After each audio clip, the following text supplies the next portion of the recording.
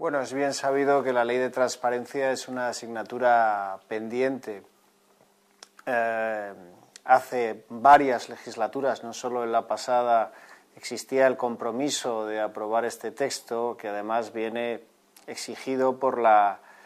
recomendaciones del Consejo de Europa, que es el órgano de defensa de los derechos humanos en el continente. Aunque existe una regulación del acceso a los documentos públicos y de la transparencia administrativa en el derecho español, tanto en la ley de procedimiento como en algunas normas sectoriales,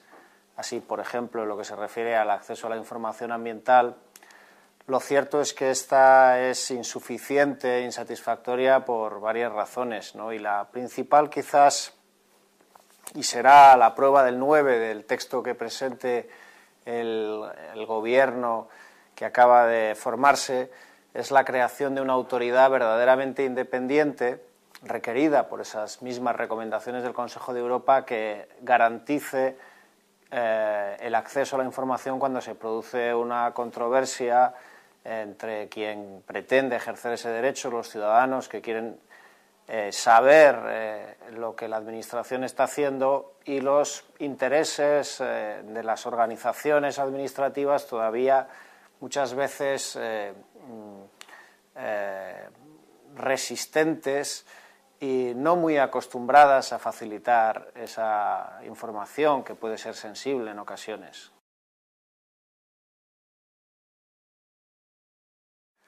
Bueno, hay un problema cultural. En nuestro país, al no haberse desarrollado en tiempo y forma el derecho de acceso a la información administrativa, por lo menos no con la profundidad que una democracia avanzada requiere, pues falta la costumbre de mostrar sin reparo muchos documentos que, bueno, pues las dudas de los funcionarios y también algunos prejuicios normativos consideran confidenciales o no accesibles, ¿no?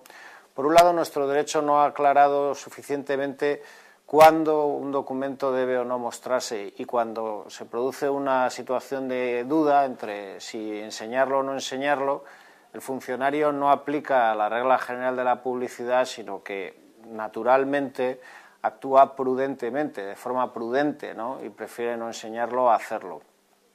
Y por otro lado, todavía somos una sociedad en la que, bueno, pues el concepto de privacidad y de intimidad en el ámbito público, paradójicamente, pues se interpreta de forma expansiva, ¿no? Así como otras sociedades más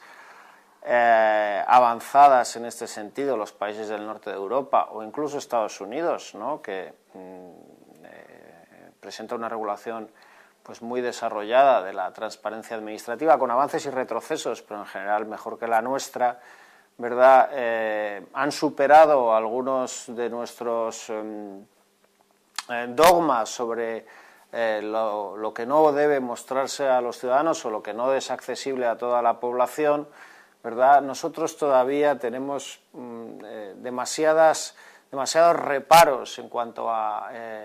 determinada información, ¿no? Una muestra clara sería el retraso en la regulación de los registros patrimoniales, del derecho de los ciudadanos a conocer los intereses patrimoniales y los ingresos de los responsables públicos, ¿no? Este es un ejemplo muy claro de cómo nuestra cultura y nuestro ordenamiento jurídico pues avanza lentamente en este campo. En otros países, no solo desarrollados, sino en vías de desarrollo, pondría el ejemplo de Argentina, pues hace ya más de 5 años que esa cuestión está sobradamente resuelta, y en España estamos todavía en ello.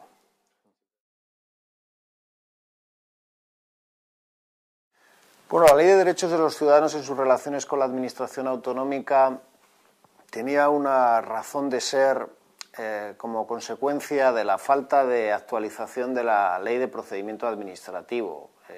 A pesar de que también en la última legislatura existía un compromiso de reforma más amplia y profunda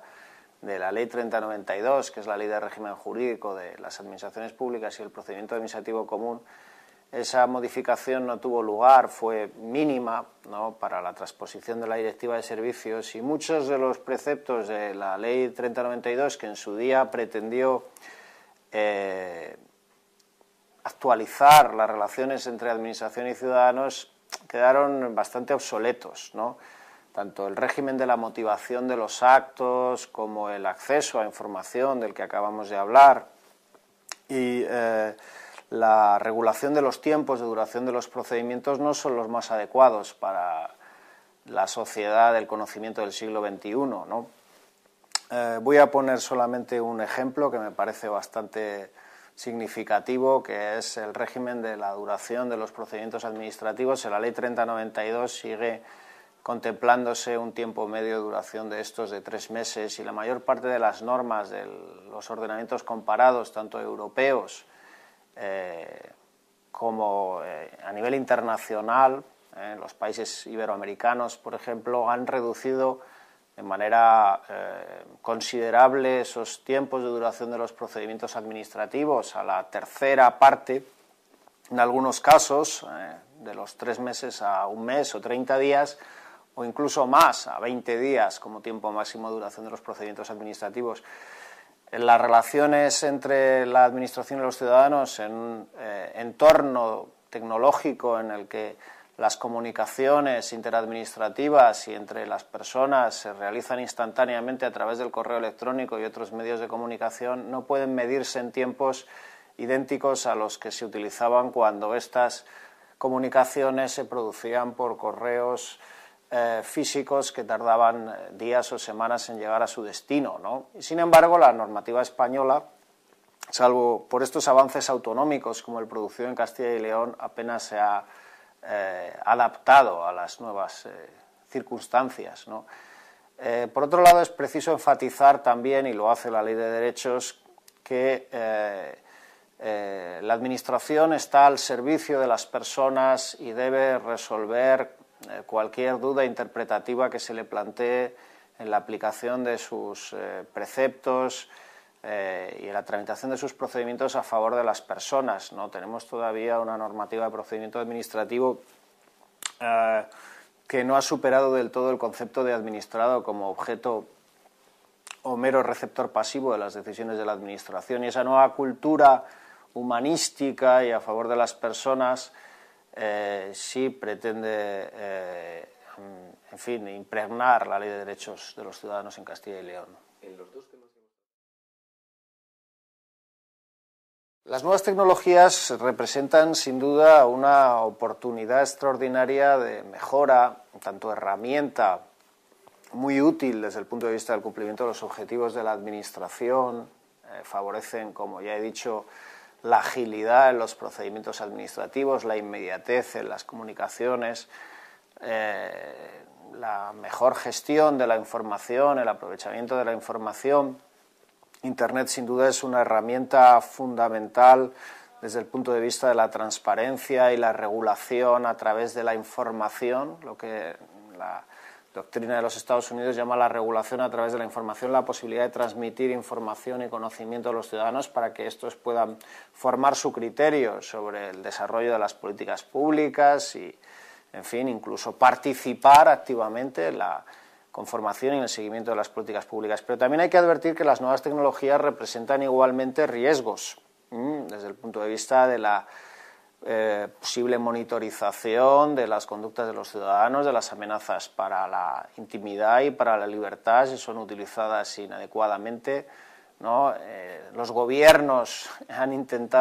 autoritarios especialmente han intentado y siguen intentando y en ocasiones consiguiendo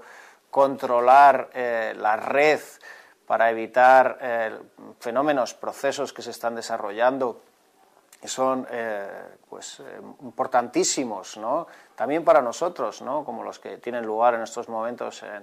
en la orilla sur del Mediterráneo, las revoluciones árabes y, en fin, el control por parte de las autoridades o las pretensiones de control por parte de las autoridades de esas nuevas tecnologías y principalmente de Internet debe ser evitado, porque estas sobre todo son herramientas, las nuevas tecnologías son herramientas que deben ser aprovechadas por las sociedades, ¿no? En fin, antes hemos hablado de acceso a información administrativa, de transparencia, la red. La experiencia de Wikileaks nos demuestra hasta qué punto, en fin, ha de ser la sociedad civil la que se movilice, porque pues, los gobiernos no ponen en conocimiento de los ciudadanos de manera voluntaria muchas de sus políticas reales y tampoco reaccionan como nos demuestra el actual juicio al informador, uno de los principales informadores de Wikileaks, tampoco reaccionan positivamente cuando la transparencia real se produce, ¿no? Yo creo que la situación en general de relaciones entre administración y ciudadanos en España ha mejorado extraordinariamente en las últimas décadas, ¿no? Es decir, la atención al público, los servicios de información, el perfil del funcionario, del empleado público, la empleada pública con quien se relaciona el ciudadano es muy distinto al que pues, se marcaba la administración española de los años 60, 70, 80 incluso, ¿no? Así que no puede decirse, en mi opinión, que la situación sea negativa, ¿no? Lo que sucede es que las expectativas y las demandas de calidad y de reconocimiento de derechos por parte de la sociedad española también han evolucionado de manera espectacular, ¿no? Así que, en fin, la Administración tiene que ponerse a la altura de las circunstancias. Ha mejorado mucho, pero todavía tiene que hacerlo mucho más. Bueno, este principio de proactividad que está reflejado en el texto de la ley, he de decir que fue una aportación surgida del pensamiento y de la iniciativa de los servicios de la Junta de Castilla y León, ¿no? Aportación que considero muy positiva, emblemática y, en fin, creo que digna de ser proyectada sobre otras reformas administrativas, ¿no? No se trata tanto de anticiparse a los deseos o necesidades de los ciudadanos como de facilitarles la experiencia administrativa a partir del conocimiento de lo que en otros ejercicios o en situaciones anteriores han decidido en sus relaciones con la Administración. Las proyecciones concretas del principio de proactividad se traducen en medidas tan, en fin, cotidianas como puede ser el envío de un impreso de solicitud previamente cumplimentado con los datos personales que obran en poder de la Administración a su domicilio al interesado para que sencillamente tenga que corroborar su voluntad de volver a tramitar ese procedimiento, como puede ser, por ejemplo, una solicitud de ayuda para los libros del colegio de los niños o una matrícula, o lo que hace ya unos cuantos años nos muestra una de las administraciones que mejor aprovechan en España las nuevas tecnologías, como es la Agencia Tributaria, el envío del borrador de la declaración de la renta para que los ciudadanos sencillamente, si están de acuerdo con la liquidación y los cálculos practicados por la Administración Tributaria, se limiten a pulsar un botón y corroborar su acuerdo con el cálculo realizado para que todo el procedimiento se tramite. Esas son expresiones muy prosaicas, pero, en fin, también muy ventajosas desde el punto de vista de la reducción de los tiempos requeridos por las personas para tramitar sus procedimientos, de ese principio de proactividad, ¿no? Cuando la Agencia Tributaria o la Administración de Castilla y León nos envía un mensaje limitándose a pedirnos que confirmemos que aquello que hemos hecho antes, ¿no?, el procedimiento que hemos tramitado en otras ocasiones, queremos volver a realizarlo, la renovación de una autorización, por ejemplo, en lugar de obligarnos a dirigirnos a nosotros a sus registros, a sus servicios, con un desplazamiento físico, con la pérdida de una jornada de trabajo para realizar el trámite, está anticipándose y facilitando la experiencia administrativa. Bien, también en materia de función pública, en lo que se refiere al régimen jurídico de los empleados públicos y las medidas organizativas sobre los empleados públicos, hay muchas tareas pendientes, ¿no? algunas de las cuales se incluyeron en el Estatuto de 2007, pero no han sido desarrolladas y deben ser retomadas probablemente en el nuevo contexto escenario de restricciones presupuestarias, ¿no? Las criticables medidas lineales de congelación o recorte, aún peor, del sueldo, de las retribuciones de los empleados públicos deberían, en mi opinión, ser corregidas aplicando, pues, técnicas que son sobradamente conocidas, están previstas en la ley y además reclaman representantes de la sociedad civil, como la evaluación del desempeño, la mayor conexión entre las retribuciones de los funcionarios y su rendimiento y desempeño real, su contribución a la mejora de la organización, los resultados, lo que se llama, en fin, de una manera un tanto simple, productividad. También los principios de conducta de los funcionarios públicos deben ser aprovechados en el sentido de mejorar el rendimiento de la organización. Hay varias reformas importantísimas en la función pública española, tanto en selección como en deberes, como en lo que se refiere a la medición y el incentivo, la motivación, la economía del reconocimiento de los esfuerzos de los empleados públicos, que, bueno, pues han sido